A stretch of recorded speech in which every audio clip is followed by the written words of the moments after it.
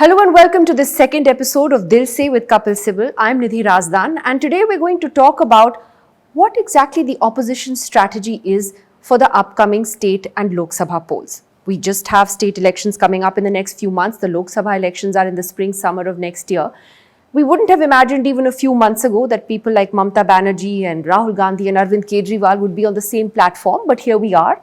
They have come together on one platform. But are the cracks in the opposition's unity already starting to show? Let's talk to Kapil Sibal about that. Mr. Sibal, great to have you back on the show. Thank you. You were at the last big opposition meeting that happened in Mumbai. Firstly, just to get an overall sense from you, where do you think the India alliance stands today in terms of its strategy to deal with Mr. Modi and the BJP? I think we must look at it from two different perspectives. One is, how is the India alliance going to face the NDA? That's one perspective. The other is then the internal politics of the India alliance, which is another thing altogether. Namely, within several states, some of them are in opposition to each other. So this dialogue is happening at two levels. And because there is some opposition at the other level, you think that the India alliance is not going to work. Right? But the fact of the matter is, when it comes to the Lok Sabha election, you will see the kind of unity you've not seen before, despite the fact that you're seeing, which you say are quote-unquote cracks in the India alliance. You don't see those cracks? I see them, but I don't see them as breaching the India alliance. Because remember, these are cracks with reference to politics that is happening in the various states where they are sparring against each other. But a couple of things here. After the last meeting in Mumbai, it was actually said by D. Raja, if I'm not mistaken, to the press, that there would be a seat sharing arrangement in place for the state elections also, which I'm sure is far more complicated. But firstly, what are your thoughts on that? I mean, do you think that the India alliance should extend to the state level, or should you all just be focusing on the Lok Sabha? I personally think we should be focusing on the Lok Sabha, because as far as the state alliances are concerned, Nidhi, if you really see India in the context of state alliances, there's not much problem, and I'll tell you why. Let's assume that AAP were to fight the Congress in Punjab, right? Now, what's going to happen? Even in Parliament, what's going to happen? BJP is nowhere in Punjab. So whether AAP wins or the Congress wins, it's part of the India alliance. Similarly, in Haryana really nobody else is a real player. If you take Rajasthan, Madhya Pradesh, there's no real opposition to the Congress in those states. So really there is no problem other than maybe Delhi.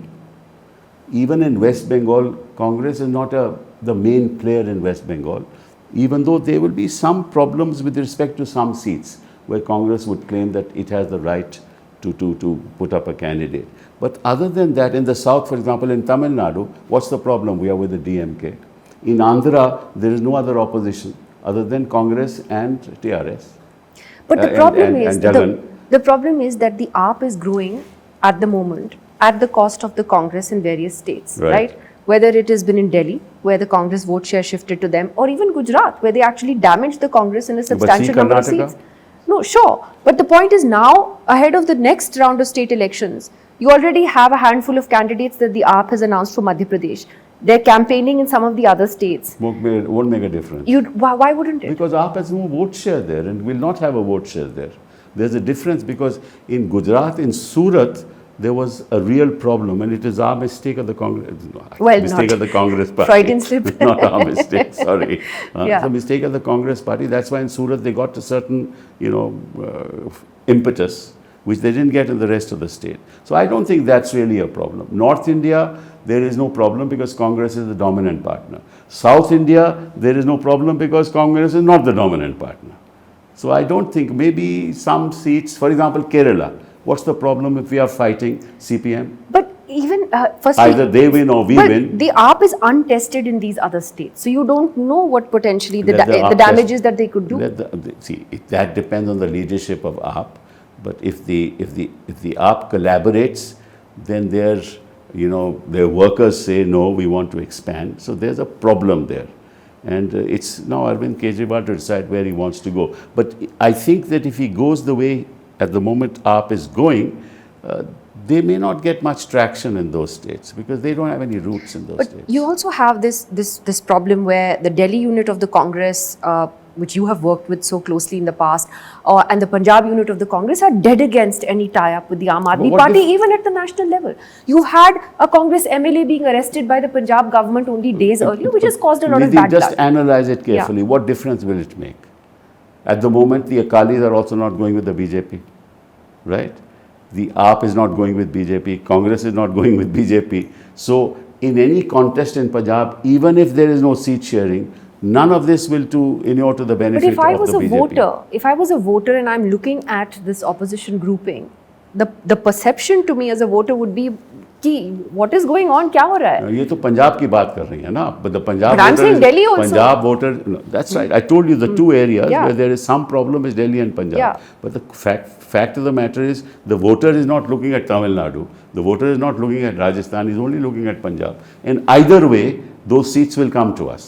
So you're saying you're not too worried by the AAP Congress friction? No, I'm you're not. too. I'm not. Okay, now there's another set of people who have friction, and that is Mamta and the left. Right. And she apparently did not want to sit in the Mumbai press conference I'm aware of that. because she said the left was getting too much space. Now, how do you deal with It's that? all right, but you see, the point is, at the moment, Mamta is the dominant partner, right? Even if the left were to fight, I don't think that the BJP is going to get that much traction as it did last time, because BJP's popularity is going down exponentially in West Bengal. So I don't think it's going to make that much of a difference. Let's look at the larger picture. We need an opposition. And remember this, if you take all of India Alliance together, they represent 38% of the vote, of the national vote. And if you take the BJP, all India, they have 45% of the vote. But you're not sending confusing signals, fighting each other at the state level, maybe coming together at the national Yeah, level. but what's happening? What is the perception then of this unity? What's the perception of NDA? They've lost all their alliance partners. But, Other than the latest BJP is a JD. huge force by itself. That's correct, it is, but it's only in northern India. Really, BJP is nowhere really present other than Karnataka. Where is it present? In some parts of the northeast. And actually the way that northeast is burning now, with Manipur burning, I think that is going to hurt them badly. So I think that the BJP has no presence in South India, and we need to get our act together in North India. And in North India, Congress is the dominant partner.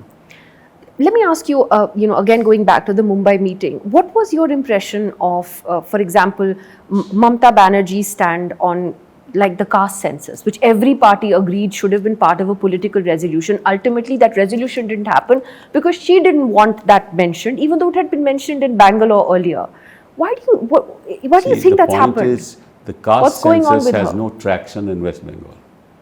But the fight in West Bengal is not about caste at But all. why would she be so adamant to not have it part of a resolution at all? Well, she thinks that having such a resolution may in fact impact West Bengal, and she doesn't want to be part of it.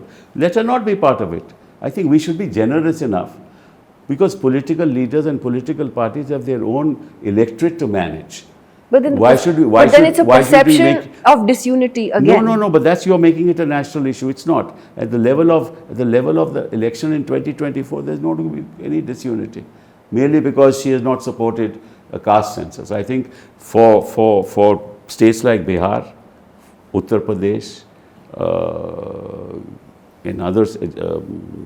in other states, caste is a very important factor. Chhattisgarh, very important Definitely. factor. So, Jharkhand, very important factor. coming to the Congress, do you think that it's been a smart strategy on their part and on Rahul Gandhi's part to, in a sense, not really push him front and center as the leader of this alliance? He's taken more of he's taken a step back, it seems, and Mr. Kharge is sort of more front and center when it comes to these opposition meetings.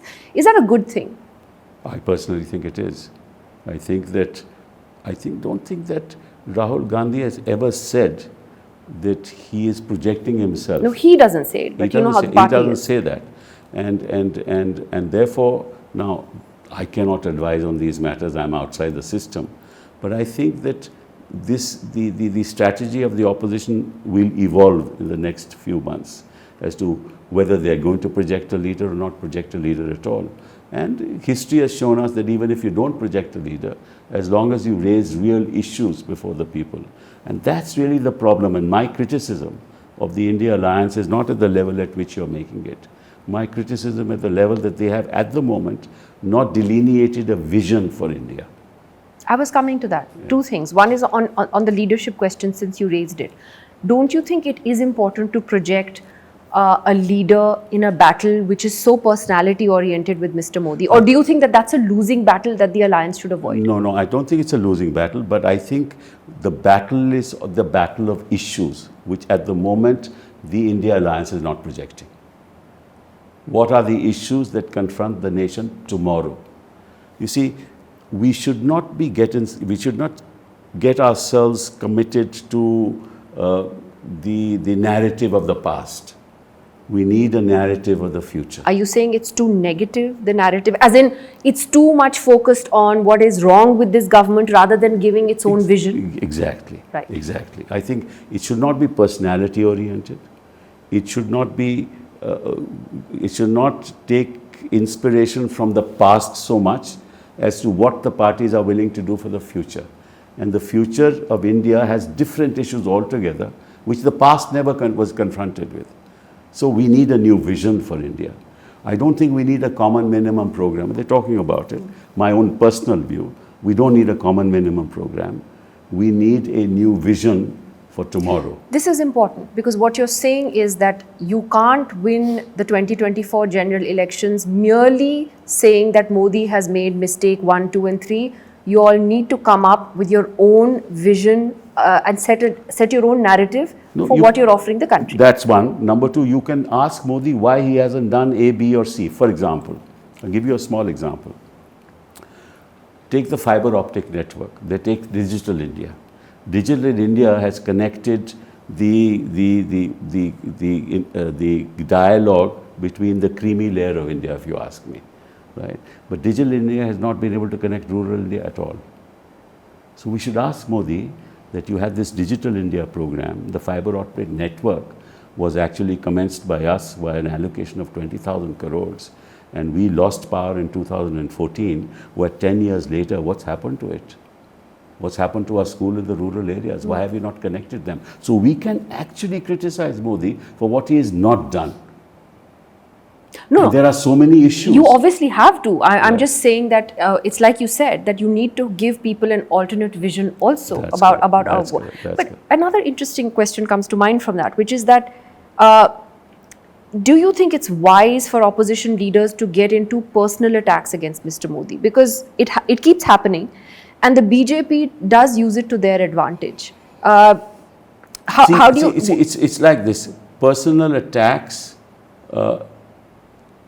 in the context of the BJP is projecting itself as completely a clean party. Whereas the fact of the matter is that there are several scandals that are ready to be seen in the years to come.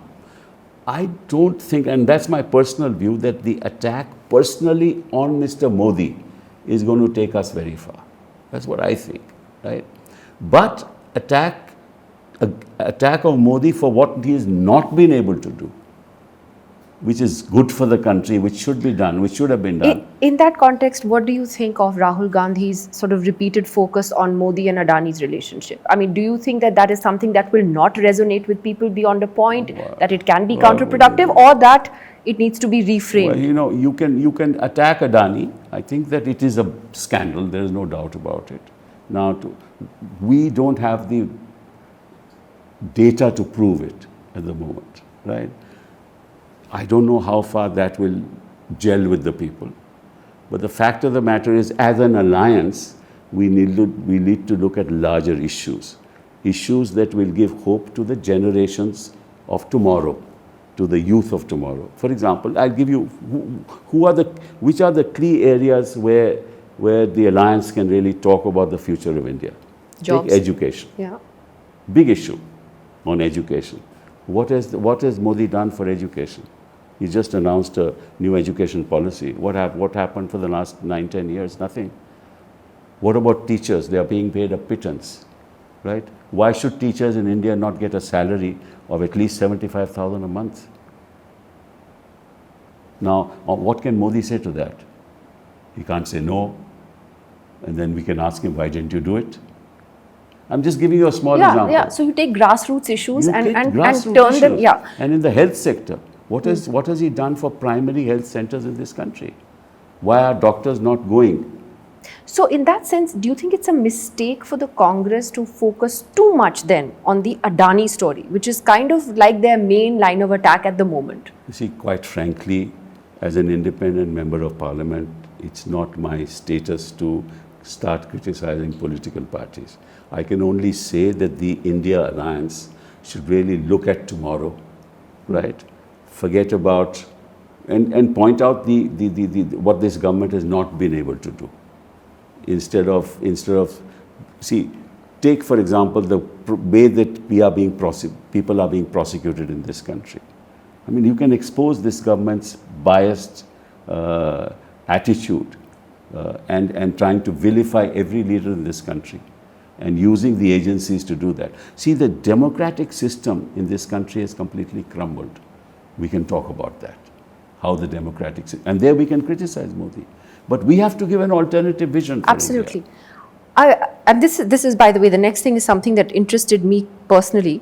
What did you think of the decision of the Alliance to boycott specific television anchors, 14 of them? See, the problem, it's a very difficult problem because the responsibility lies with the owner, right? The anchor will please the owner.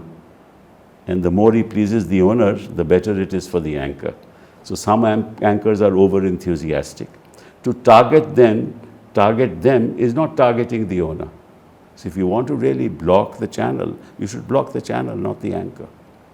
But that's for the alliance to decide. So you don't agree with the individual targeting of anchors? It doesn't serve the purpose because the problem is it's the owner who is responsible. But then you'll for be this. left with nobody. It doesn't matter. Then you go start there. YouTube. Don't go there. You got the social media, which is all for you at the moment. But on a larger sort of debate that this action actually initiated was whether this is a freedom of press issue, whether this was something that actually infringed on a free press. I mean, come on. Where is the free press in this country? At least the Godi media are certainly not part of the free press. I mean, they have exposed themselves so badly and shamelessly. Look, I mean, I worked in the industry for more than 23 years. I know that many of those who are on that list, frankly, have indulged in out-and-out hate speech. That's right. And should have been prosecuted for hate speech. Exactly. I wouldn't say all of them deserve to be there, but many of them do. I wouldn't even call them journalists. Absolutely. So I guess you've answered that question there. Finally, Mr. Sibal, going forward from here, would you say that in terms of strategy, ultimately the key thing for the alliance will be seat sharing? State by state, figuring out your seat sharing formula. I don't think that's a problem. I really don't think You really don't think that's I don't think. What's the seat sharing problem in Madhya Pradesh? What's the seat sharing problem in Rajasthan? What's the seat sharing problem really in Gujarat also? What's the seat sharing problem in Maharashtra? Very little. What's the seat sharing problem in Jharkhand? What's the seat sharing problem in Chhattisgarh? You tell me. What's the seat sharing problem in Tamil Nadu? What's the seat sharing problem in Andhra? So then what is the key? The key is the new vision, which they are not concentrated on. They must concentrate on what they want, they can sell to the people. And which are the key constituents. You see, every family has health issues. Every family has education issues. Every family has legal issues. And every family has security issues. Now, on these 4 issues, the entire India alliance can be all together because there will be no conflict. If you start talking about issues in the state, you'll end up with that conflict. All right. Well, interesting times ahead. Let's see how things pan out over the next few weeks. Thank you, Mr. Sibal. Thanks for joining us. And we'll see you again for the next episode very soon. Do join us then.